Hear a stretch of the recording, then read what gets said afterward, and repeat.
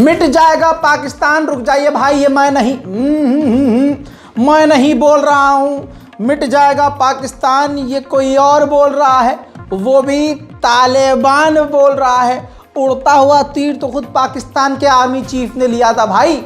जबरदस्ती एक साथ 3-3 देशों पर बयानबाजी कर दी तो होगा क्या। कल की खबर दोबारा से रिपीट नहीं करूंगा, सीधी बात यह है, पाकिस्तान के आर्मी चीफ आसिम मुनीर ने उल्टी सीधी बात कही, जिसके बाद मामला बिगड़ गया। यूं कहा आसिम मुनीर ने कि एक पाकिस्तानी के लिए हम पूरे अफगानिस्तान को भाड़ में जाने देंगे। इस पर तालिबान तो भड़केगा ही। तो तालिबान के एक लड़ाकू ने, अखुंजादा जो कमांडर है, उन्होंने खुल्लम खुल्ला कह दिया कि अगर हमारे चीफ ने ऑर्डर दिया तो पाकिस्तान दुनिया के नक्शे से मिट जाएगा। और साथ में उन्होंने ये भी कहा कि बहुत जल्द हमारे साथी तहरीके तालिबान पाकिस्तान की सरकार को पलट देंगे और वहाँ मुसल्लत हो जाएंगे, यानी पूरे पाकिस्तान पर कब्जा कर लेंगे। लेकिन अगर हमारे आर्मी चीफ ने ऊपर से ऑर्डर दे दिया तो पाकिस्तान को नक्शे से मिटा देंगे। सुनिए। पाकिस्तान از کره زمین مجاهدین امارات اسلامی می‌بردارند و نابود می‌کنند و به زودی ان شاء الله تعالی مجاهدین TTP पाकिस्तान दौलत से सरदगुन में। ये पाकिस्तान और अफगानिस्तान के बीच का मामला है। तो कोई भी पाकिस्तानी मेरे ऊपर ना है कि राजा भाई ऐसे बात नहीं थी, ऐसे बात थी। देखो जो चल रहा है वो मैं फैक्ट बता रहा हूँ।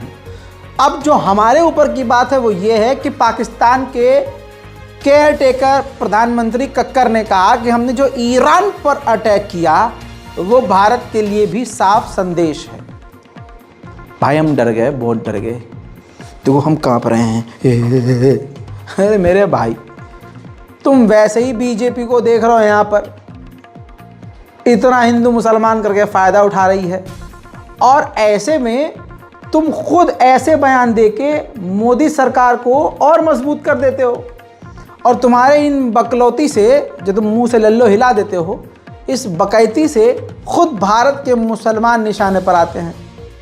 होना हवाना कुछ है नहीं, उखाड़ना तुम्हें कुछ है नहीं, सिर्फ बकर बकर करवा लो। अरे भाई जंग में तुम तब कूदना जब पाकिस्तान को कर्ज से निकाल लो। जंग में तुम तब कूदना जब पाकिस्तान की आवाम खुशहाल हो, पैसा हो, किसी को कोई टेंशन न हो, इतना पैसा हो कि अगर जंग चले तो किसी को फ़र्क ना पड़े। पहले से ही इतना बुरा हाल है पाकिस्तान की आवाम का, और भी उसमें मतलब बयानबाजी करके हालात ख़राब करने हैं। दोस्तों चाइना के साथ भारत के रिश्ते और भी ख़राब होने वाले हैं। फिलीपींस भी नई दुश्मनी पर उतरा है चीन से। तो फिलीपींस भारत से ब्रह्मोस मिसाइल खरीदने वाला है, जो भारत अगले 10 दिनों में ब्रह्मोस डिलीवर कर देगा फिलीपींस को, जिससे चीन भारत पर बुरी तरह से भड़क सकता है। 26 जनवरी यानी रिपब्लिक डे के मौके पर भारत को विश किया मालदीव के राष्ट्रपति मोहम्मद मोइज़्ज़ो ने, और बयानबाजी करते हुए अपने बयान में कहा कि भारत और मालदीव के रिश्ते बेहद पुराने हैं और हमें यकीन है कि ये रिश्ते और भी मजबूत होंगे और आगे बढ़ेंगे। जैसे इस लपर झंटस ने बहुत अच्छे काम करे हैं। जब तुम्हें चाटना है थूक के तो थूका ही क्यों, मत थूकते, अब आओ लपर लपर करने। बहरहाल मेरे दोस्तों एक मज़ेदार खबर दिखाता हूँ। भारत में गेस्ट बनकर आए हैं फ्रांस के राष्ट्रपति इमैनुअल मैक्रोन। वैसे तो भारत के मुसलमानों से मोदी सरकार को बहुत नफरत है और हिंदूवादी देश बन चुका है, लेकिन ये चंद तस्वीरें दिखाऊंगा आपको। आए हाय, ये फोटो देखिए। भारत के राजधानी दिल्ली में निजामुद्दीन पर चादर चढ़ाने गए इमैनुअल मैक्रोन। भारत के हमारे माननीय विदेश मंत्री को देखिए, हाथ फैलाया है, दुआ की पोज में है। इसके अलावा और देखिए, ये भारत के मज़ार में निजामुद्दीन औलिया के दरगाह में भारत के विदेश मंत्री, फ्रांस की डेलीगेशन, फ्रांस का राष्ट्रपति इमैनुअल मैक्रोन खुद पहुंचा। और इतना ही नहीं मेरी जान, अब सारे आड़ भक्तों के पिछवाड़े पर लाल मिर्ची लगने वाली है, क्योंकि इमैनुअल मैक्रोन ने भारत के हमारे प्यारे विदेश मंत्री माननीय जयशंकर के साथ बैठकर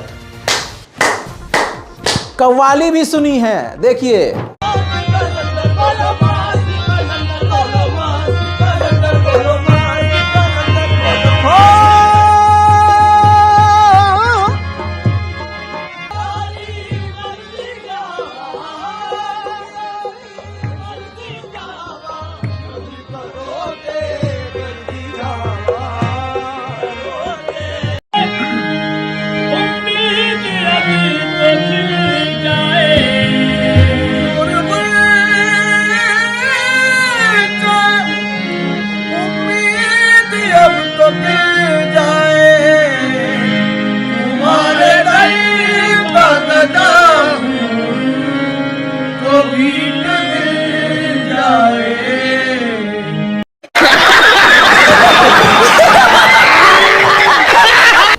मेरे दोस्तों, इमैनुअल मैक्रोन तो भाई साहब एक ही चीज देखकर बड़ा खुश हो रहा है, हमारा यूपीआई। ये देखिए, यूपीआई स्कैनर को देखकर इतना इमैनुअल खुश हुआ कि जैसे इनके फ्रांस में है ही नहीं।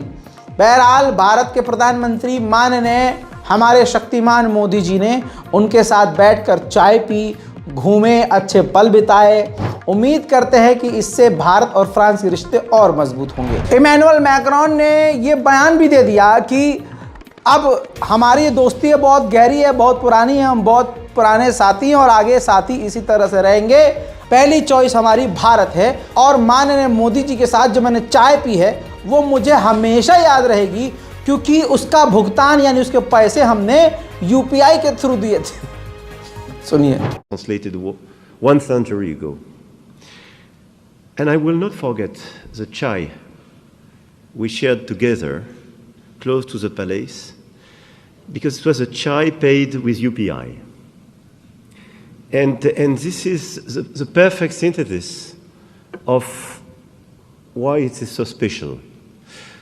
Friendship and the warmth of such a celebration, tradition and innovation. And this is exactly what we do together and what we want to do together. And this ceremony was for me a sort of metaphor of the whole relation we want to have. वहीं America ने warning जारी की है कि north Korea हाल में ही south Korea पर बड़े हमले कर सकता है। वहीं अजरबैजान ने पूरी दुनिया से रिक्वेस्ट की है कि आर्मीनिया पर प्रेशर डाले, हमें माइंस का मैप दे कि किस किस इलाके में किस किस जगह उसने माइंस बिछाए हैं ताकि हम उनको क्लियर कर सकें। तुर्की ने स्वीडन को नेटो की मान्यता दे दी और अप्रूवल दे दिया, तो इसके बाद कनाडा भी तुर्की के आगे नरम पड़ गया और तुर्की को दोबारा से हथियारों को देना शुरू कर चुका है। अमेरिका के मिलिट्री कमांडर ने साफ पलटी मार ली और कह दिया कि सीरिया से हम कोई रास्ता नहीं ढूंढ रहे हैं कि बाहर निकल जाएं।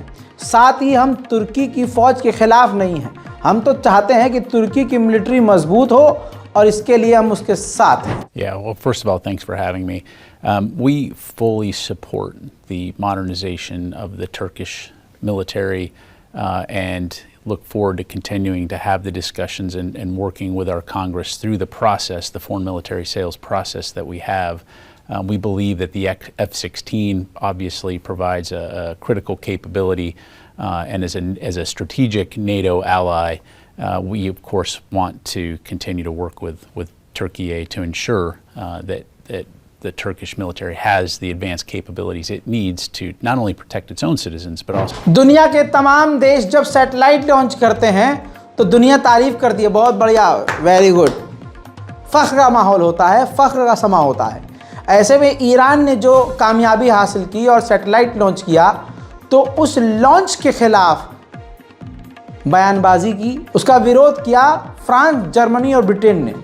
अमेरिका यहाँ चुप है, लेकिन फ्रांस, जर्मनी और ब्रिटेन को अच्छा नहीं लगा। उधर ईरान ने अमेरिका को सीधा सीधा झूठा करार दे दिया, कह दिया कि ये झूठ बोल रहा है अमेरिका, आईसिस के हमले की जानकारी अमेरिका ने हमें दी ही नहीं थी। अब तस्वीरें आपकी स्क्रीन पर, पाकिस्तान के एम्बेसडर ईरान यानी ईरान की राजधानी तेहरान पहुंच चुके हैं। दोनों देशों के बीच नॉर्मलाइजेशन हो चुका है और कामकाज भी शुरू हो चुका है। उधर ये देखिए, ये ईरान के एम्बेसडर हैं जो इस्लामाबाद पहुंच गए हैं। दोनों ने एक दूसरे के एम्बेसडर एक दूसरे के देशों में भेज दिए हैं। उधर दोस्तों बड़ी खबर आ रही है, ये तस्वीर देखिए, ये Su-35 हैं रूस के, और ये वही जहाज़ हैं जिनकी तैयारी की जा रही है ईरान भेजने के लिए।